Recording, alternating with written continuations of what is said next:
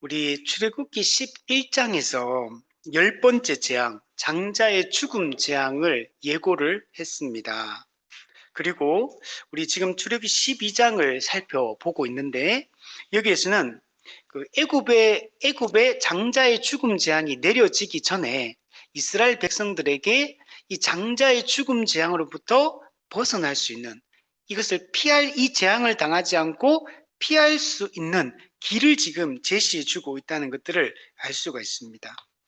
그래서 이 12장이 유월절 규례가 매우 중요한 그런 장이다라고 얘기를 할 수 있습니다. 흡사 이거는 신약 성경의 구조하고도 비슷해요. 신약에 보면 예수님의 십자가 죽음을 통해서 실제적으로 구원을 받잖아요. 근데 그 십자가 죽음 사건이 있기 이전부터 사실은 어린 양 예수 그리스도의 죽음을 통해서 구원의 길이 열릴 거라는 게 그 이전부터 예고되고 있는 것들을 볼 수가 있잖아요. 마찬가지로 여기서도 죽음의 장자 죽음의 재앙을 피할 수 있는 길이 먼저 제시되고 있는 것들을 볼 수가 있습니다. 그 이후에 또 애굽에 대한 심판과 이스라엘의 그 구원이 실제적으로 이루어지는 것들을 볼 수가 있습니다. 그래서 이 유월절 규례는 매우 중요한 것입니다. 우리 구속사적 측면에서 유월절 규례는 너무 중요한 겁니다. 죄인이, 하나님의 주되심을 거부하고 타락한 죄인이 어떻게 하나님과의 관계를 회복할 수 있느냐, 어떻게 우리가 영원한 지옥에 가지 않고 영원한 생명을 얻을 수 있느냐, 이 문제를 여기서 다루고 있는 겁니다. 그래서 어떻게 보면 신약의 이 복음서가 매우 중요하잖아요. 예수 그리스도의 오심과 그분의 사역과 그분의 또 실제적 십자가 죽음과 부활과 승천과 이런 게 중요하듯이 이것을 예표적으로 상징적으로 보여주고 있는, 가장 어떻게 보면 적나라하게 그걸 보여주는 장이 이 출애굽기 12장이다라고 생각이 됩니다. 우리 창세기 3장 15절에서 은혜가 처음으로 이제 주어집니다. 원시 복음이 선포되면서 여자의 후손의 이 형벌 대속적 죽음을 통해 구원을 받게 될 것을 말씀했는데, 그게 실제로 지금 6월절 어린 양의 이 죽음, 이 출애굽기 12장에서 이게 선명하게 이게 드러나고 있기 때문에 이 장이 매우 중요하다라고 얘기할 수 있습니다. 그래서 이 6월절 이 규례는 예수 그리스도를 통해 주어질 이 구원의 그림자 역할을 하고 있고, 구약 성경에서 어떻게 보면 가장 그래서 현저하게 드러나는 그 구원자의 그 그림자다, 중보자의 그림자다라고 이야기를 하고 있는 것입니다. 그래서 우리는 지난 시간에 이 6월절의 이 제정을 통해서 구원이 어떻게 이루어지는지에 대해서 우리가 살펴보았습니다. 애굽에는 장자의 죽음 재앙이 있는데 그 범위가 어디냐면 바로의 장자, 그리고 모든 그 신하들 몸종의 장자, 그리고 가축의 첫 새끼까지, 그러니까 애굽 전체에 아주 심각한 이 재앙이, 장자의 죽음이라는 재앙이 있을 것이고, 이것 때문에 애굽에는 전무후무한 큰 부르짖음이 있게 될 것이다, 큰 곡성이 있게 될 것이다 라고 얘기를 했습니다. 그런데 반면에 그 재앙이 애굽에 내려지는 동안에 이스라엘은 어떤 일이 일어나냐면 이 장자의 죽음이 넘어가게 될 것이다. 이스라엘은 이 장자의 죽음 재앙에 타격을 입지 않게 될 것이다 라고 얘기를 하고 있다는 거예요. 근데 그 방법이 뭐냐면 어린 양을 준비하고 그 어린 양을 잡으라. 그리고 그 어린 양의 피를 문설주와 문인방에다가 그 피를 바르라. 그러니까 이게 이 명령이 주어졌잖아요. 이 명령에 순종해서 피를 바르면 죽음의 천사가 넘어가지만, 이 피를 바르지 않으면 이스라엘 백성이라 할지라도 장자의 죽음이라는 이 심각한 재앙을 당하게 된다는 겁니다. 중요한 게 이 피를 바르는 게 중요한 거예요. 어린 양을 피를 바르느냐 바르지 않느냐가 죽음과 생명을 좌우하고 있는 겁니다. 이게 신약으로 따진다면 이 피를 바르는 행위는 뭐겠습니까? 그죠? 죽으시고 부활하신 예수 그리스도를 믿는 것이 이 피를 바르는 행위에 해당하는 겁니다. 우리 출애굽 그 광야 동안에도 그 이스라엘 백성들이 그 죄를 지어가지고 하나님이 불뱀을 보내가지고 많은 사람들을 물려 죽게 하죠. 심판을 합니다. 그때 하나님께서 이스라엘 백성들에게는 놋뱀을 만들어가 장대 위에 높이 이게 매달아라 이렇게 얘기하시고 나서 뭐라고 얘기하냐면 장대를 쳐다본 적 살더라. 안 쳐다보면 산다 그랬거든. 명령했거든. 쳐다보라고. 근데 안 쳐다보면 죽는 거죠. 여기서도 쳐다보는 이 행위, 쳐다본 적, 이게 우리로 따면 신약으로 따지면 어떤 겁니까? 믿는 거. 예수 그리스도가 우리 유일한 구원자라는 걸 믿는 거. 이게 우리한테 중요하다는 겁니다. 그래서 어린 양을 피를 바른 집에는 죽음의 천사가 넘어간다. 넘어간다. 패스오버. 헬라어로는, 히브리어는 이걸 페사흐라고 하거든요. 페사흐가 넘어간다는 거. 자, 근데 그럼 피를 바르려면 반드시 뭐가 선행돼야 되냐면 어린 양의 죽음이 선행이 돼야 되죠. 어린 양의 죽음이 없으면, 피가 없으면 바를 수가 없잖아요. 그러니까 먼저 어린 양의 죽음, 즉 피 흘림이 요구가 되는 겁니다. 그리고 피 흘리고 피를 바르고, 약간 용어가 약간 좀 무섭긴 한데, 피 흘림, 그다음 어떻게 보면 피를 바름, 요게 반드시 이루어져야 되는 거죠. 이게 나중에 레위기에 가면 어린 양이 피를 흘리고 그리고 거기에 보면 피를 뿌린다. 그냥 피뿌림이라고 표현하지. 레위기에는. 그러니까 어린 양의 피를 그 제사 지내는 사람들한테 그 피를 뿌리면 그 사람들이 죄사함을 받는 걸 이제 레위기에서는 그렇게 두 단어 피 흘림과 피 뿌림이라고 이렇게 표현한다면 여기서는 피 흘림과 피를 바름, 이게 의미적으로는 같은 겁니다. 사실은. 그죠? 자, 이게 있었기 때문에 가능하다는 거. 그럼 피를 흘렸다는 것은 뭘 의미하느냐? 죽었다. 죽음이 있었다라는 얘기하고, 그 죽음이 있었다를 지난 시간에 얘기했듯이 생명을 허비했다. 생명의 허비가 있기 때문에 그럼 어떤 일이냐면 생명이 살아나는 역사가 있게 되는 거예요. 그러니까 죽음이 없는 곳에는 생명의 역사가 일어날 수 없는 거죠.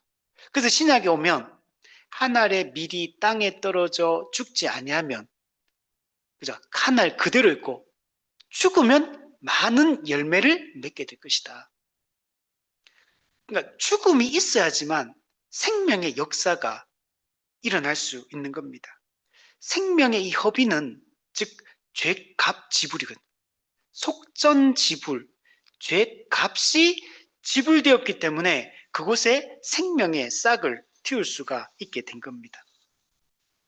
이스라엘 백성들의 집에는 이 어린 양의 이 대속적 죽음, 그 피 흘림이 있었기 때문에 죽음의 천사가 패싸어 넘어가게 되었다. 이 6월절 어린 양이 누구냐? 예수 그리스도시다. 창세기 3장 15절에서 예언되었던 그 여자의 후손. 근데 그분이 어떻게 가죽옷, 그 희생을 통해서 구원을 성취할 것이다 라고 약속했었고, 그게 이삭 사건에서도 동일하게 나타나고 있죠. 그죠? 어린 양을 준비해서 죄인을 상징하는 이삭 대신 죽게 함으로 거기에 생명의 역사가 일어나게 되는 것입니다. 어린 양 예수 그리스도께서 십자가 위에서 이 대속적 죽음, 형벌적 죽음을 죽으셨기 때문에 우리가 살 수 있게 된 겁니다. 그래서 이제는 누구든지 예수 그리스도의 피를 믿는 자는 죄와 사망에서 해방되고 새 생명을 얻어서 선한 일에 열심하는 백성으로 살아갈 수 있게 된 겁니다. 우리 에베소서 말씀에 예수 그리스도의 그 사역, 좀 넓게 보면 삼위 하나님의 구원 사역 전체가 우리로 하여금 선한 일에 열심 내는 사람을 만들려고 하는 거예요. 선한 일, 하나님의 뜻을 수행하고 하는 영광을 나타내는 자로 우리를 살게 하기 위하여 우리를 이렇게 구원해 주신 겁니다. 자, 그래서 지난주에는 우리가 유월절 절기에 대한 이야기들을 살펴보았고, 오늘은 우리 보면 무교절에 대해서 이야기하고 있는 것을 볼 수가 있습니다. 그래서 우리 여러분 성경책에 보면 그 표제가 있나요?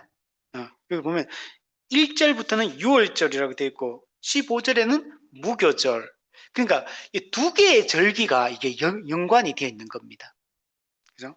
그래서 오늘은 이 무교절에 대해서 한번 생각해 보는데, 우선은 이제 좀 결론적이지만 유월절과 무교절의 관계성을 이해하는 게 중요합니다.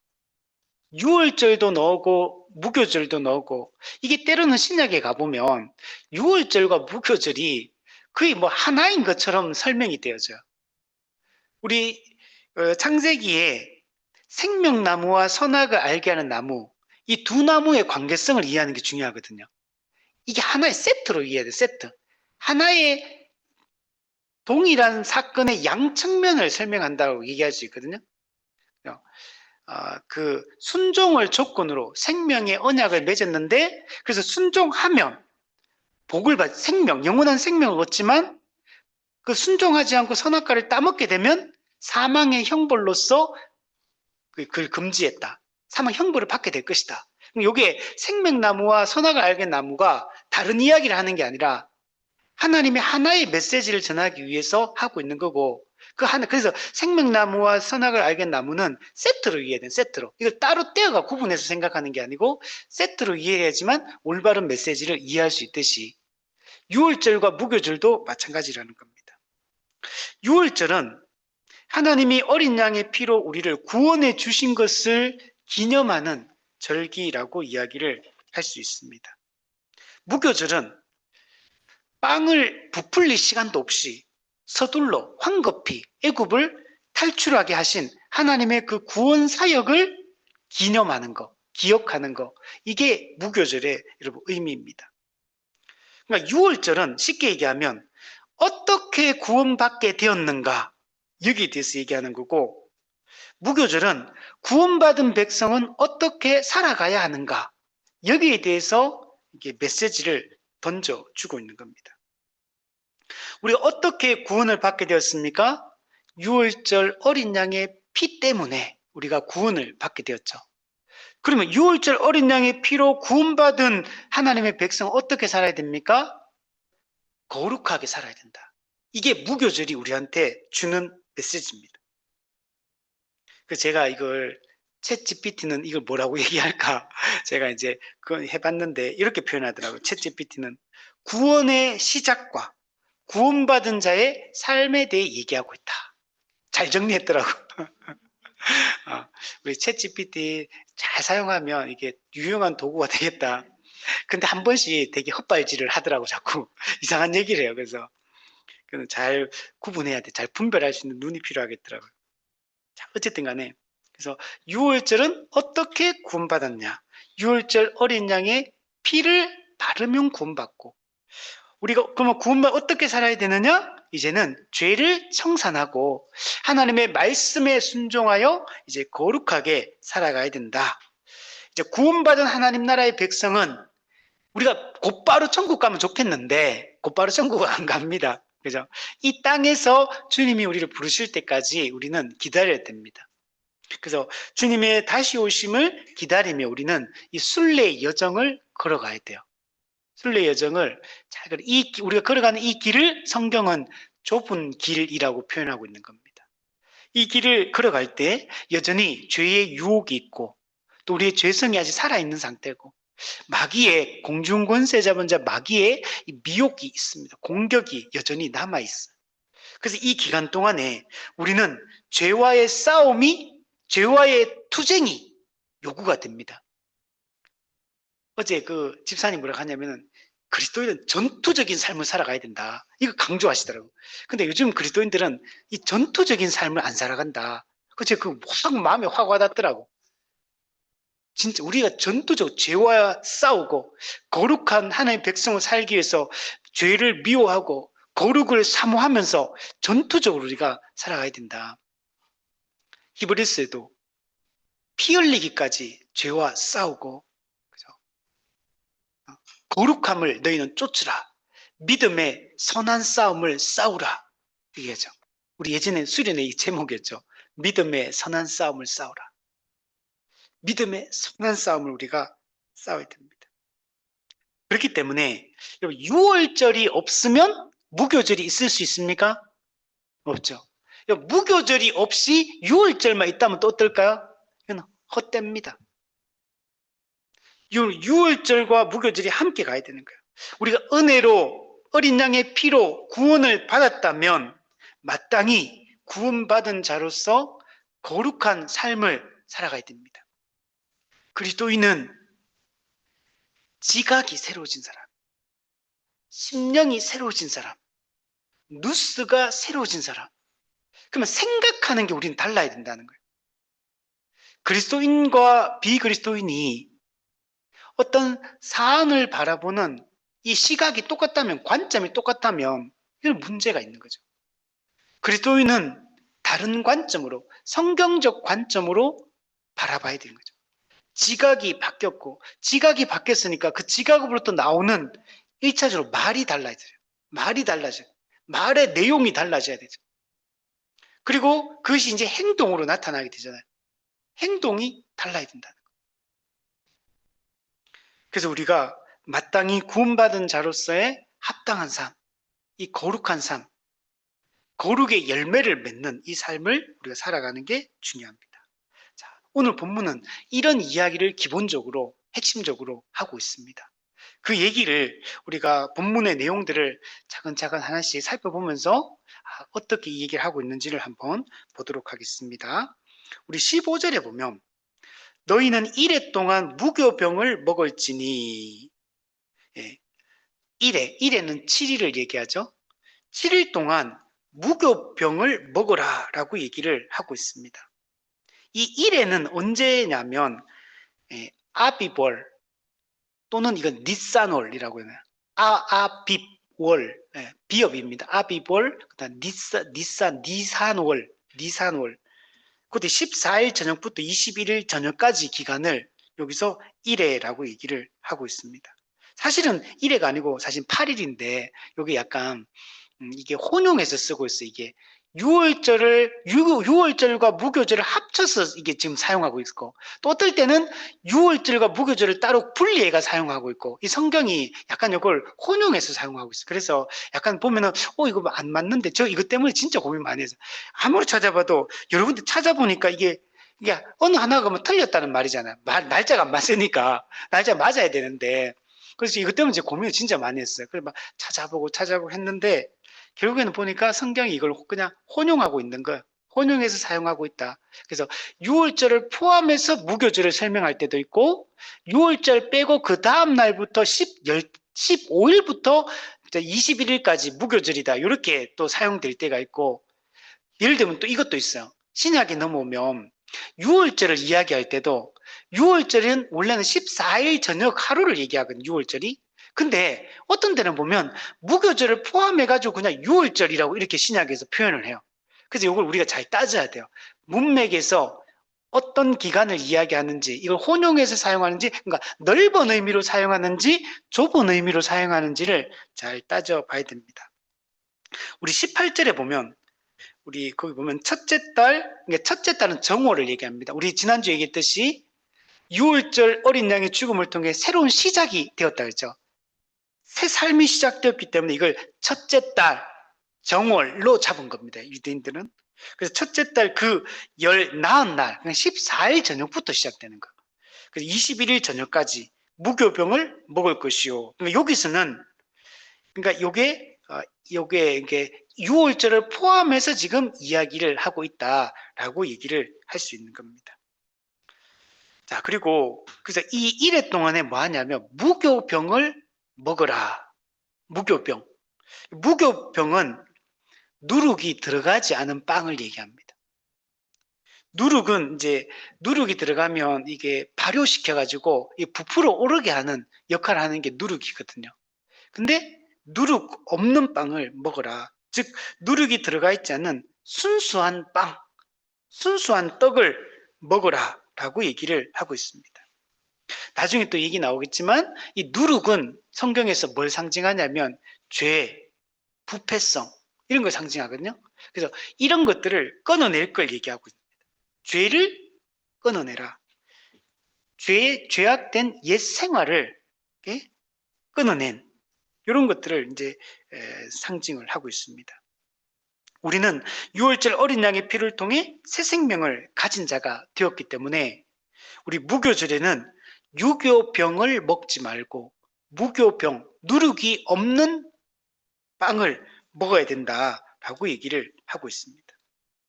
그러니까 이 무교절에서 가장 중요한 게 바로 이 부분인 거야. 그래서 무교절과 관련된 이 내용들 보면 다 유교병을 먹지 말고 무교병을 먹으라. 이게 핵심인 거야. 그 뭐라고 얘기합니까? 누룩을 제하라. 그 첫날에 누룩을 너희 집에서 제하라. 이렇게 얘기하는 거야. 누룩을 제하는 게 핵심인 거야. 무교절 절기에서 가장 중요한 부분이 누룩을 제거하라. 언제? 그 첫날에, 그 첫날. 그러면 그 첫날이 언젠지를 우리가 알 수 있는 게 아까 전 18절에도 열 나은 날 14일 저녁부터 그러잖아요. 그러니까 14일 저녁부터를 얘기하는 거예요. 그 첫날이. 우리 또 밑에 보면 우리 12장 8절 한번 보세요. 12장 8절. 유월절 어린 양을 잡고 피를 바르고 그 밤에 뭐 하냐면 그 어린 양의 고기를 불에 구워 먹어야 돼요. 그죠? 근데 구워 먹는데 뭘 아울러 먹습니까? 무교병과 쓴 나물. 그러니까 무교병은 유월절 그날부터가 먹기 시작하는 거.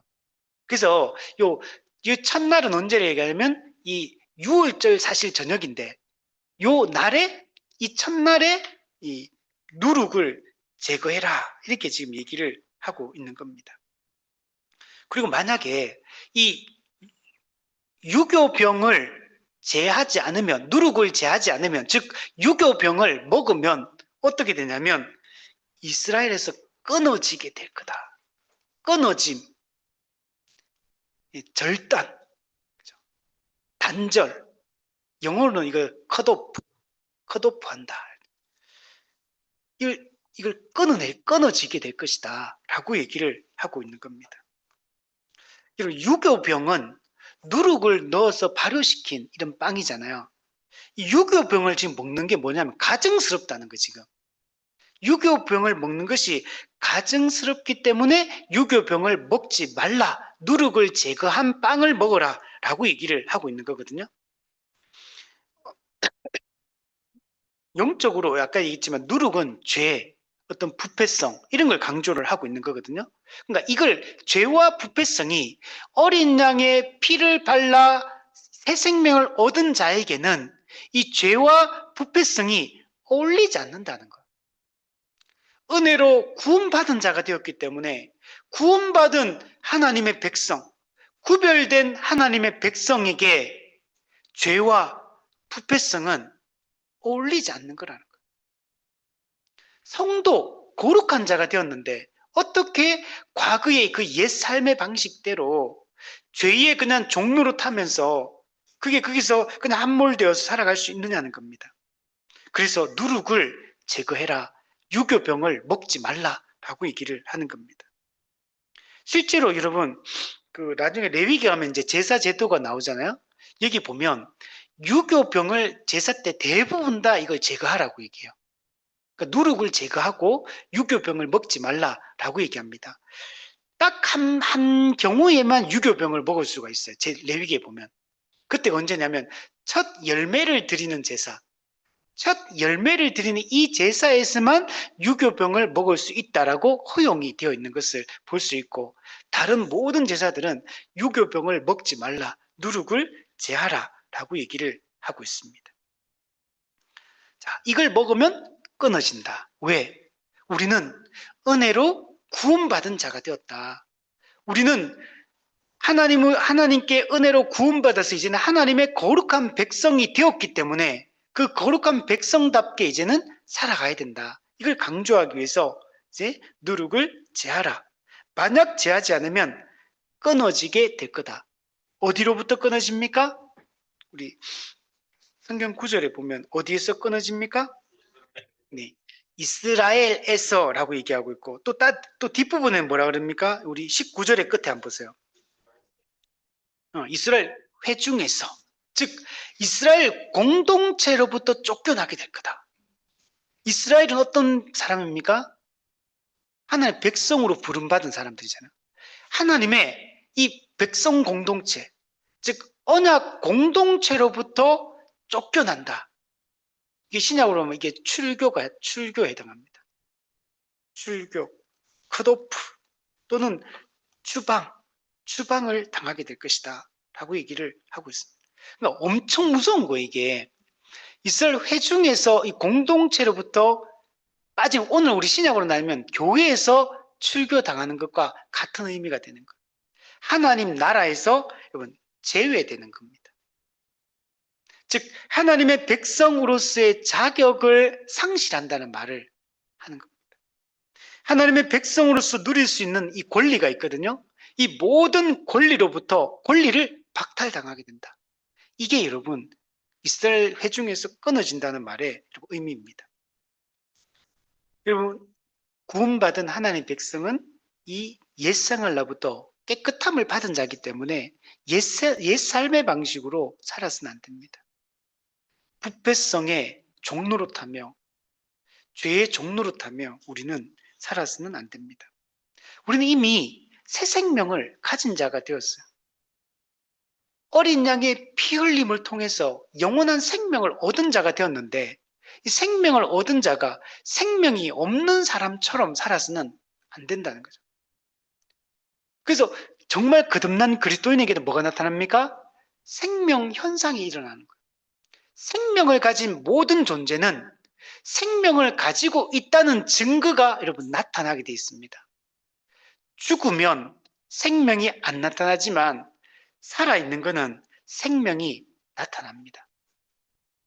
제가 어제 저녁에 그 영상을 하나 봤는데, 눈표범인데 새끼예요. 새끼인데 이게 그냥 보니까 죽은 것 같아. 정말 빼 말라가지고 완전히 그냥 보니까 이게 털하고 가죽만 남아있고 완전히 넘어져가지고 죽은 것 같아요. 근데 그 다른 나라인데 거기서 그 사람들이 이제 이 발견하게 되고 보니까 아직 죽지는 않았어. 생명이 아직 남아있어. 그 뼈밖에 안 남았고 가죽밖에 안 남은, 진짜 저는 그게 지금 살아있다고 상상도 안 되더라고. 근데 그걸 데리고 와가지고 살리려고 그 사람들이 막 온갖 갖가지 노력을 다 해가지고, 그러니까 몸이 못 움직여요. 마비되어 있는 것처럼 있잖아요. 몸이 못 움직이고 그럼 눈만 껌뻑껌뻑하고 입만 조금 움직이더라고. 근데 거기 데리고 와가지고 고기 이런 것들 해가지고 잘게 썰어가 조금씩 넣어주고, 이 주사기로 해가지고 물 조금씩 먹이고, 이걸 오랫동안 하더라고. 오랫동안 그걸 전체를 이제 다 그걸 편집해가지고 보여주더라고요. 그렇게 하는데, 근데 그 죽은 것 같거든. 아무리 봐도 그거는 살아있다라고 느껴지지가 않아. 제가 영상을 아무리 봐도 그냥 만약에 그 카메라를 눈앞까지 데려가 눈동자가 움직이는 그 미세한 그 움직임들, 그 입을 조금씩 움직이고 이거 안 보여줬으면 이거는 그냥 죽은 거야. 몸은 하나도 반응이 없어. 그냥 이렇게. 근데 생명이 있으니까 눈이 깜빡깜빡거리고, 그러니까 물을 주니까 혀를 이렇게 먹어. 고기도 날름날름 받아 먹어. 살아있으니까 움직이는 거야. 살아있으면, 영적 생명이 있으면 생명 현상이 나타나야 돼요. 그 생명 현상은 뭐로 나타날 수밖에 없어요? 두 가지로 나타날 수밖에 없어요. 죄를 미워하는 것으로, 하나는 선을 사랑하는 것으로, 말씀에 순종하는 것으로, 악을 멀리하는 것으로 반드시 여러분 나타나게 되어 있습니다. 죄를 버리고 의를 사랑하는 것으로 나타날 수밖에 없는 겁니다. 만약 이 무교병을 만약에 먹기를 거절하고 유교병을 먹으려고 계속 고집한다면 이것은 어떤 의미를 가질까요? 하나님이 우리에게 그 어린 양의 피로 우리를 구원해 주셨는데 누룩을 제거하지 않고 유교병을 고집한다는 것은 하나님께서 이스라엘 백성에게 주신 그 생명, 그 새 생명을 받아들이기를 거부하는 것과 같은 것. 하나님이 우리에게 생명을 주어서 생명 있는 자로서 살게 하셨는데 그것을 거부하는 것과 여러분 같은 의미가 됩니다. 이 신약으로 따지면 어떤 의미가 되냐면 복음을 거부하는 것과 같은 거예요. 하나님이 예수 그리스도를 보내어서 형벌 대속적 죽음을 죽게 하셨고 그 형벌 대속적 죽음을 통해 우리에게 새 생명이 주어졌는데 그 복음을 거부하는 것과 같은 겁니다. 그러한 자는 하나님의 백성 된 자의 자격을 여러분 얻을 수가 없는 겁니다. 우리 그래서 신약에 넘어오면 회개하면 죄를 용서받거든요. 회개하면 죄를 용서받는데 죄를 용서받지 못하는 걸 성경에서 두 군데 표현이 나옵니다. 죄를 용서받을 수 없는 죄에 대해서 얘기를 해요. 하나는 성령을 회방하는 죄, 성령 회방죄라고 옛날에는 그렇게 번역됐고 지금 개정개혁에는 개혁 개정에는 성령을 모독하는 죄, 성령 모독죄라고 번역이 됐어요. 요 경우는 용서를 못 받아요. 두 번째, 요한 1서에 가면 죄에는 두 가지 종류가 있다. 사망에 이르는 죄가 있고 사망에 이르지 않는 죄가 있다 라고 얘기하면서 영원한 그 멸망, 사망에 이르는 죄가 있다라고 얘기를 해요. 그럼 이 사망에 이르는 죄하고 성령 모독죄, 성령 회방죄라고 하는 이 죄는 용서를 못 받는 죄예요. 성경의 기본 일반적 원칙은 회개하면 용서받는다라는 거거든요. 근데 이 두 가지 표현에는 용서받지 못하는 죄도 있다라고 얘기를 하는 거예요. 이게 어떤 걸까요? 예를 들면 한 100명을 살인했어요. 이 죄는 용서받을 수 있을까요? 없을까요? 우리가 이 땅에서 수많은 강력 범죄들 있잖아요. 그런 거 죄를 지었어. 히틀러 이런 사람, 김일성 이런 사람, 수많은 사람을 고통 속으로 몰아넣어가지고 죽게 했잖아요. 이런 죄는 용서받을 수 있을까 없을까? 근데 성령 모독죄와 사망이 이런 죄는 어떤 죄를 얘기할까요? 이 복음을 거부하는 것. 성령님 어떤 분이요? 예수 그리스도의 십자가 사역을 해서 구원을 성취하셨죠. 성령님 어떤 분이요? 그리스도께서 성취하신 구원의 공로를 우리에게 적용하는 분이에요. 그 십자가 복음을 우리에게 적용하는 분이에요. 그래서 성령을 회방한다, 모독한다는 얘기는 그리스도의 공로를 우리에게 주실 때 성령께서 그 복음의 은혜를 우리한테 주실 때 그 복음의 은혜를 거부하는 거. 이걸 성령 모독죄, 회방죄라고 합니다. 그러니까 복음 자체를 거부해. 용서받을 수 있나요? 당연히 못 받는 거죠.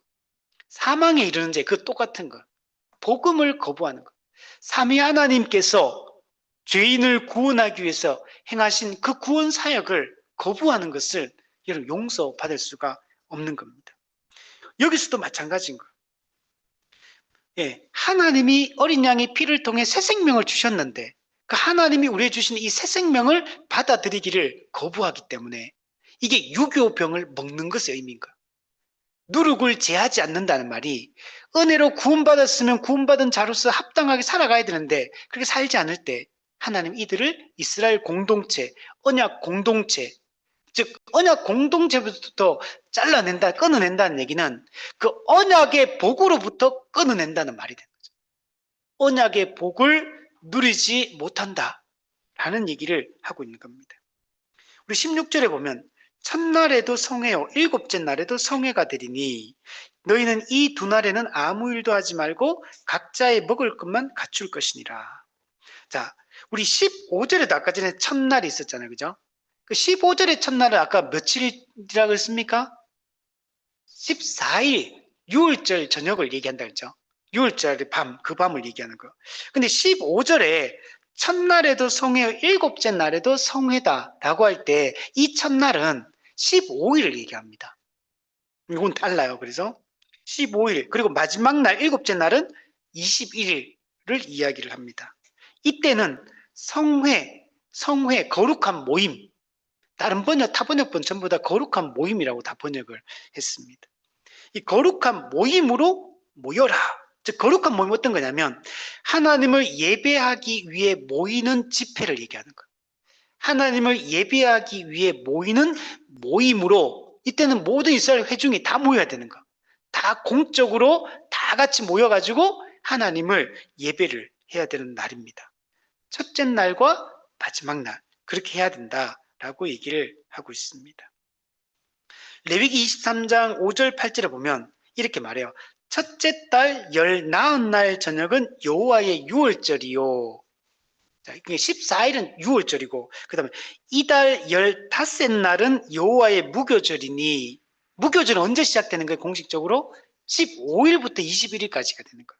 그래서 1회 동안 여기 보세요. 1회 동안 아까 전에는 14일부터 21일까지가 1회라 했잖아. 근데 여기서는 이제 그거는 유월절을 포함하다 보니까 그렇게 표현하는 근데 실제로는 무교절은 15일부터 21일까지. 그래서 무교병을 먹고 여기 보면 7절에 보면 그 첫날에는 너희가 성회로 모이고 아무 노동도 하지 말고 1회 동안 화제를 드리고 일곱째 날에도 성회로 모이고 아무 노동도 하지 말지니라.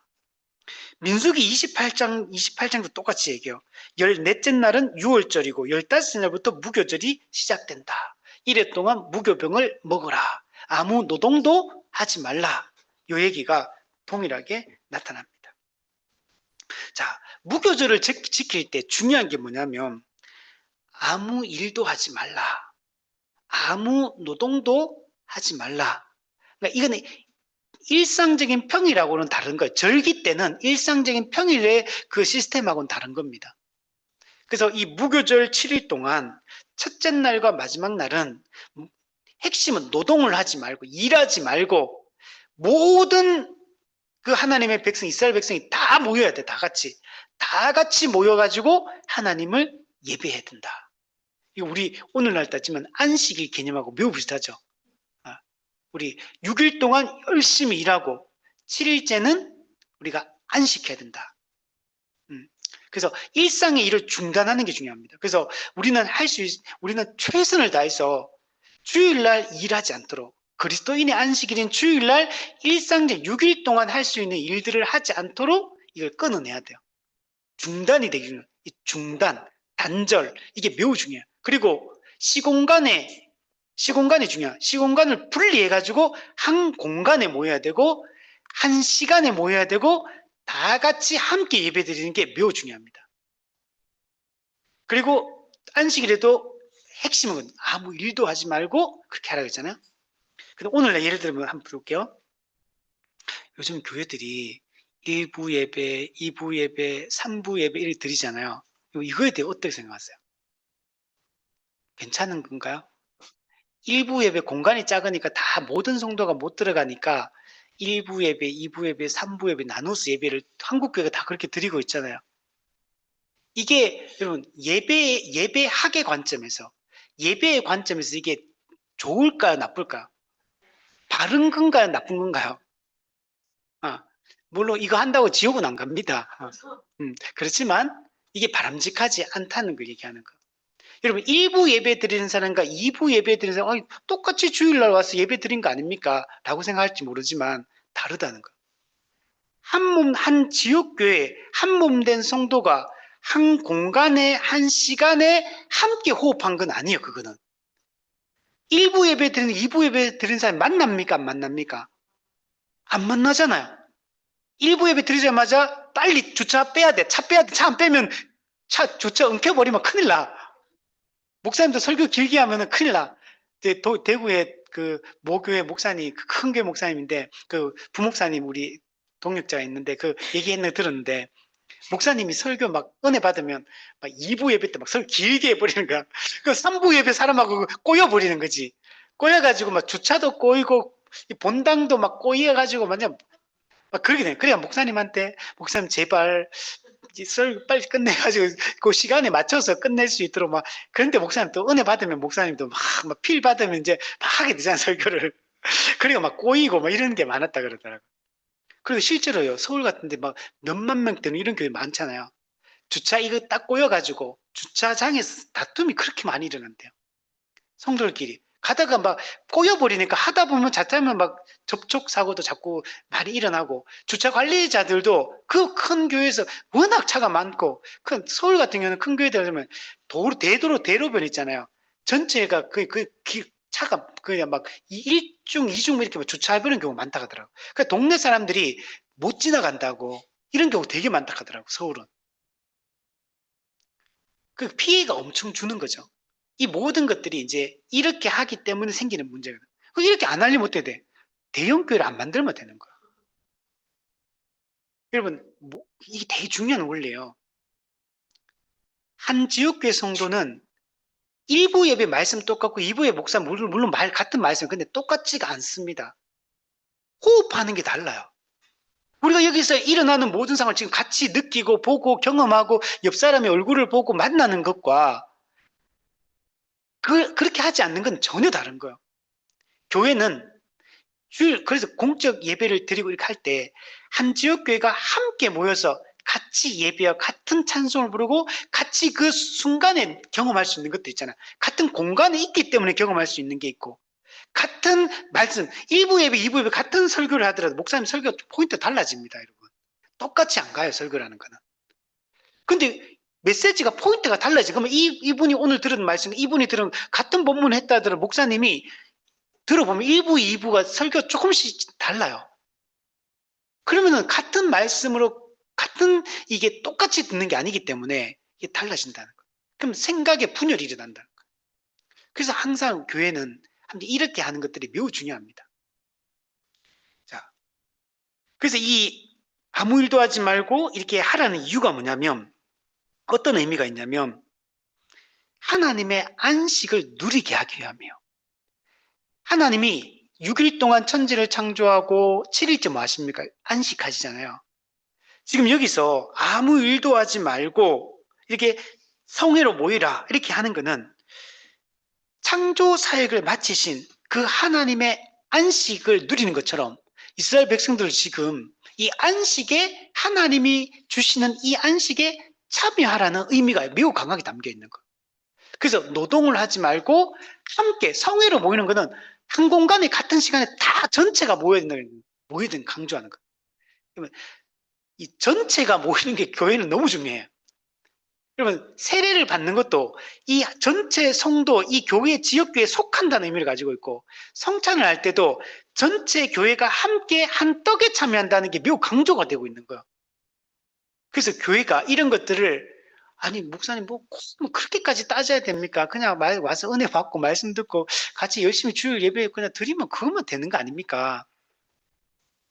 예, 그래도 여러분 그러면은 우리가 한 몸된 한 지역교회로서 한 몸됨을 그리스도의 몸으로서의 그 경험이 현저하게 약화될 수밖에 없어요. 일반 교회들 대형 교회 만들고 그렇게 다 구분해가 하고 다 하잖아. 그러니까 지금 이런 상황이 발생하는 거거든요. 성도의 교제가 충분합니까? 실제로 안 되잖아. 교회적 삶이 충실하게 못 살아가잖아요, 실제로. 아니, 그 정도 해도, 그냥 이 땅에서 구원받은 거룩하게 잘 살아가면 저는 할 말 없어, 그러면. 하나의 백성답게 막 충만하게 그리스도인으로 살아가고, 이 땅에서 거룩한 삶을 막 살아가고, 막 세상으로부터, 그죠? 칭송 듣는 그런 교회고 그리스도인이라면 제가, 그냥 저도 양보하겠지만, 안 그렇잖아요, 현실적으로. 현실적으로 지금 이렇게 살아가는 그리스도인의 삶이 매우 성경에서 보여주고 있는 삶과 거리가 멀잖아요, 실제로. 그래도 교회는 다니지 않습니까? 그냥 그렇게 해도 되는 거냐는 거예요. 그냥 그 정도 수준에 우리는 만족하고 그냥 안 나오는 것보다 낫잖아요. 뭐 이렇게 해야 됩니까? 근데 그렇게 하니까 자꾸 사람들이 떠나잖아요, 교회를. 제대로 된 복음을 듣지 못하고 성도들과 한 몸 된 지역교회가 같은 복음, 같은 말씀, 같은 신앙 고백, 일치된 신앙 고백을 가지고 함께 우리가 정말 한 몸으로 부름을 받았구나. 우리가 하나구나라는 걸 그래서 정말 수직적 연합과 수평적 연합을 깊이 경험하면서 야 예수 믿는 게 이렇게 즐거운 일이구나. 기쁜 일이구나. 이렇게 영적으로 안전하고 육적으로 안전한 일이구나. 은사적 섬김을 통해 이렇게 풍성하게 누리는 거구나 라는 걸 못 누리잖아. 못 누리니까 사람들이 자꾸 교회를 떠나잖아요, 자꾸. 교회를 나오더라도 거룩하게 안 살아가잖아요. 실제로 이게 말씀이 하나님이 살아계신데 우리 삶에 직접적인 영향을 못 미치고 있잖아요. 현재 이런 시스템이 옳지 않다는 걸 말해주는 거예요. 그래서 우리가 성경적 교회를 꿈꾸고 정말 역사적 기독교가 보여주고 있는 참된 언약 공동체가 실제로 이 땅에서 어떻게 살아가야 되느냐. 비가시적 교회가 가시적 교회로 이 땅에 존재하고 있는데 이 가시적 교회가 어떻게 유기체성과 조직체성을 통해서 진짜 언약 공동체다움을 경험하고 누리고 살아가느냐가 중요하다는 거예요. 그렇기 때문에 우리가 이 성경적 교회에 대한 이런 비전을 품을 수밖에 없는 거예요. 근데 이렇게 하면 사실 조금 엄격해질 수밖에 없거든, 사실은. 그래서 많은 사람들이 이런 걸 거부하는 게 많아요. 나는 그렇게까지 신앙생활을 하고 싶진 않다. 그래서 우리 동역하는 교회들도 어떤 얘기하면 정의원을 세울 때 다 공부하고 막 좋다 해놓고 정의원 세울 때는 그 의무가 요구되거든. 권리와 의무가 있다 보니까 저는 이렇게까지는 못할 것 같습니다. 이렇게까지는 제가 하기는 힘들 것 같습니다. 하고 정의원이 되는 걸 거부하는 사람들이 생각보다 많다는 거예요. 그러니까 그것 때문에 그렇다고 해서 그 사람에게 맞추기 위해서 교회가 그죠? 기준을 계속 무한정 낮출 수는 없잖아요. 지금도 기준이 하나도 안 높은데 지금 우리가 꿈꾸는 진짜 교회 정말 기본 중에 기본 중에 기본만 지금 얘기하고 있는 거거든요. 우리 종교개혁 시대 칼빈이 그때 살았던 그때 그 했던 거 조나단 에드워즈 했던 거 우리 강의 시간 좀 했잖아요. 그러면 초대교회처럼 얼마나 그게 정말 의무를 이행하며 그러나 충만한 그 복을 누리며 살아가잖아요. 우리가 성도의 이 의무, 교인의 의무, 이게 매우 중요한, 이게 이루어져야지만 은혜를 누릴 수 있는 거거든, 실제로. 이걸 그냥 부담으로 느끼고, 그냥 무거운 짐으로 느끼고, 그러면 이미 아직 준비가 안 된 상태인 거야, 아직까지. 우리가 정말 이런 교회를 꿈꾸며 가야 되는 겁니다. 그럼 참된 안식은 은혜로 여러분 하나님께서 누리게 하시는 겁니다. 그 어린 양의 피를 믿음으로 우리는 안식에 들어가게 되는 것입니다. 그러므로 구원받은 우리 하나님의 백성은 일상의 모든 일을 중단하고 우리가 성회로 모여 거룩한 모임으로 공적으로 이렇게 모여서 함께 모여서 하나님이 베풀어 주신 은혜에 감사하고 우리가 이제는 하나님의 영광을 돌리고 경배하며 우리가 살아가야 되는 겁니다. 우리 17절에 보면 무교절을 지키라. 무교절을 지키라. 학대받던 그 애굽 땅에서 황급하게 탈출했어요. 누룩을 넣어서 빵을 부풀릴 시간도 없을 정도로 황급하게 탈출하게 됩니다. 근데 그게 하나님의 은혜인 거예요. 하나님이 출애굽을 시킨 겁니다. 구원 역사를 일으킨 겁니다. 그래서 이 무교절은 이 출애굽 사건 그 자체를 기념하고 있는 겁니다. 그러면서 뭐라고 얘기하냐면 무교절을 지키라 하고 무교 지켜야 될 이유를 설명할 때 내가 너희 군대를 애굽 땅에서 인도하여 내었습니다. 종살이하고 있던 노예로 학대받고 있던 그 고통 속에서 하나님이 건져주시고 해방시켜 주신 겁니다. 그렇기 때문에 우리는 이 무교절을 지켜야 되는 거예요. 하나님께서 어떻게 우리를 건져주시고 거룩한 백성이 되게 하셨는지 거룩한 백성으로 살게 하셨는지를 기억하고 기념하기 위해서 이 무교절을 여러분 지켜야 되는 겁니다. 근데 이스라엘 백성을 뭐라 부르냐면 너희 군대라고 표현하고 있어요. 이 이스라엘 백성들이 군대 같습니까? 겉으로 볼 때는 별로 군대 같지가 않아. 근데 하나님은 출애굽기 12장 40절에 한번 40절. 출애굽한 이스라엘 백성들 뭐라 부르냐면 여호와의 군대 그러면 뭔가 그죠 강하고 그죠 좀 믿음이 굳건하고 막 그죠 막 은혜 넘치고 막 용맹하고 막 이런 사람이어야 되잖아요. 근데 실제로 이스라엘 백성들은 이 과정들을 보면 그런 종류의 사람이 아니에요. 출애굽 이후에 이제 앞으로 이제 광야 생활을 시작하잖아요. 가보면은 이제 여실하게 드러납니다. 이들이 전혀 군대 같은 일사불란하게 움직이는 명령권자의 그 말에 복종하고 일사불란하게 움직이고 자기 뜻을 주장하지 않고 그 주인의 뜻, 그 군대 장군의 뜻에 복종하고 이런 거. 이런 사람 같지가 않아요. 그럼에도 불구하고 여호와의 군대라고 이렇게 지칭하고 있습니다. 왜 군대라고 지칭하냐면 이들이 지금 몰래 막 숨어서 도망쳐 나오는 노예 같은 존재가 아니에요.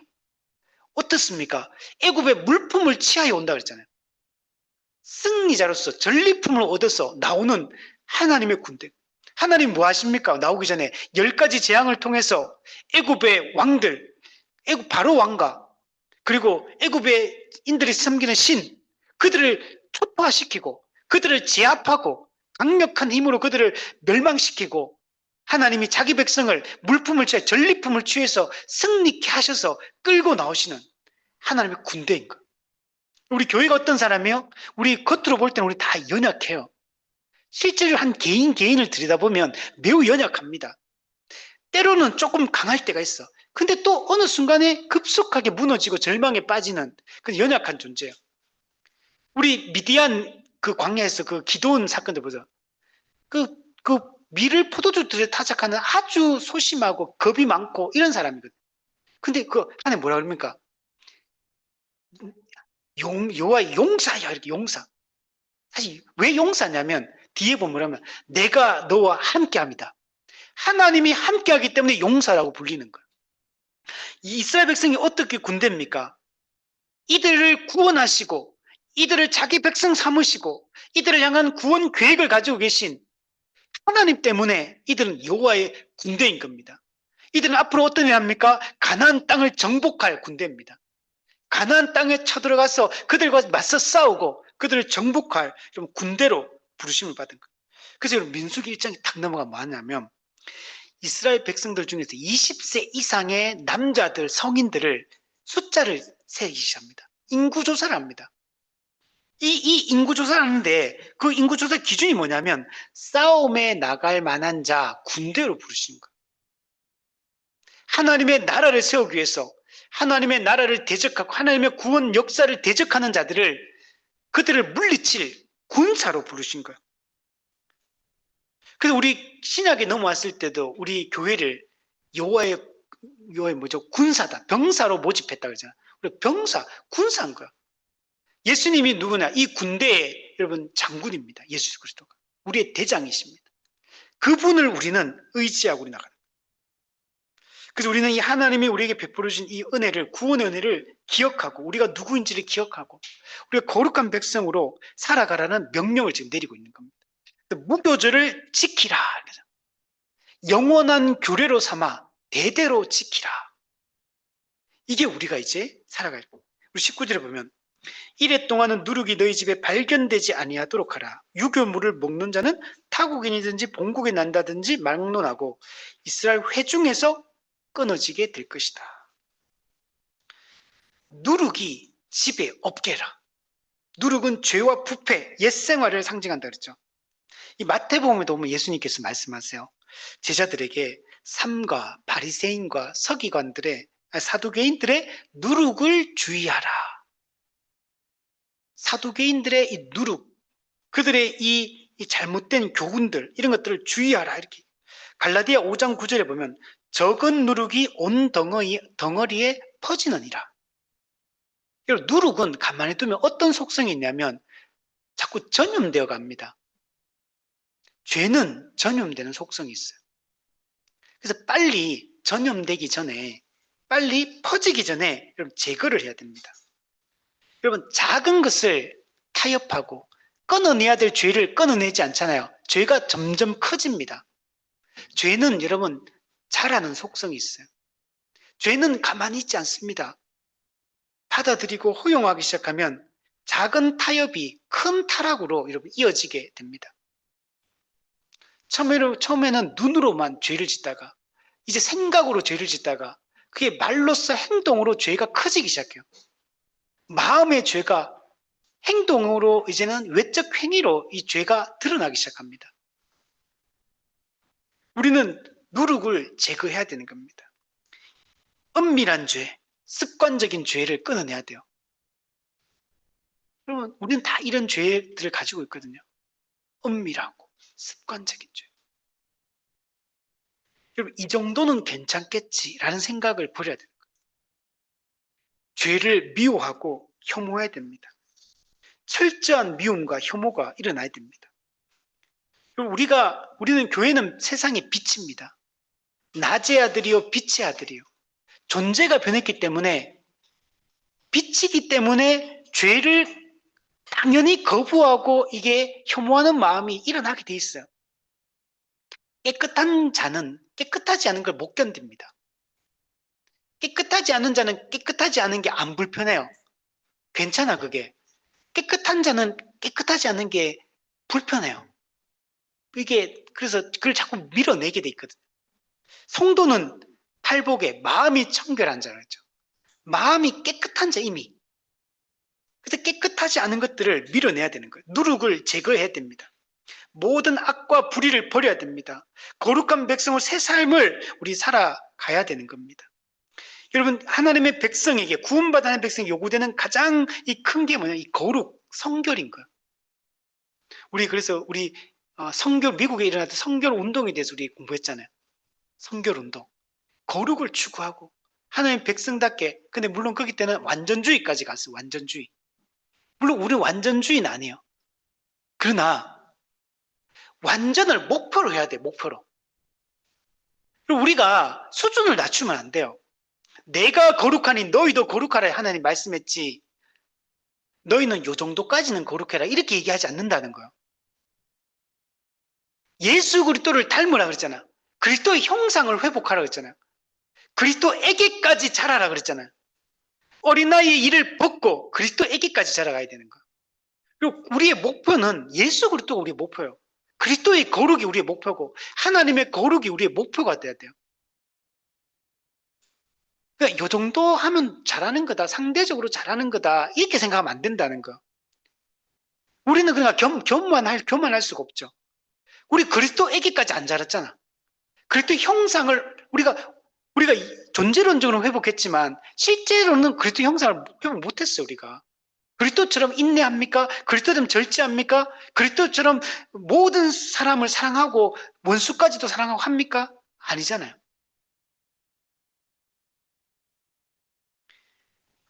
여러분, 우리 모든 그 집안에 있는 이 모든 더러운 죄악의 흔적들을 말끔히 씻어내야 돼. 우리 오늘 아까 제가 그 예배 서두 때 그 묵도할 때 했던 그 고린도전서 5장 7절, 너희는 누룩 없는 자인데 새 덩어리가 되기 위하여 묵은 누룩을 내버리라. 유월절 양 그리스도께서 희생되셨느니라. 우리는 누룩 지금 있는 자입니까? 없는 자입니까? 네. 우리는 새 덩어리입니까? 아직 새 덩어리가 되기 위해서 가는 중입니까? 우리는 누룩 이미 없는 자, 이미 새 덩어리, 새로운 피조물, 성도, 의인, 이미 그런 존재. 우리는 그렇기 때문에 뭐라 그럽니까? 새 덩어리가 되기 위하여 그러죠. 이미 새 덩어리인데 근데 실제 삶은 새 덩어리를 안 살기 때문에 존재론적으로는 새 덩어리인데 새 덩어리 안 같이 사니까 뭐라면 묵은 누룩을 내버리라. 묵은 누룩을 내버려야 되는 거야. 죄를 끊어내야 돼. 습관적인 죄, 은밀한 죄 끊어내야 됩니다. 우리는 옛사람을 벗고 새사람을 이미 입었어. 그렇기 때문에 우리는 옛사람을 날마다 벗고 날마다 새사람을 입어야 되는 겁니다. 우리는 이전 것은 지나갔고 새 것이 되었습니다. 새 것이 되었기 때문에 새 것처럼 살아야 되는 거예요. 이게 지금 무교절이 우리한테 주는 누룩을 제하라. 누룩을 제해야 됩니다. 그리고 기간을 보시면 1회 동안 7일 무교절, 7은 완전 숫자잖아요. 그러면 이 무교절에 누룩을 제하라는 이 명령은 어떤 걸 강조해요?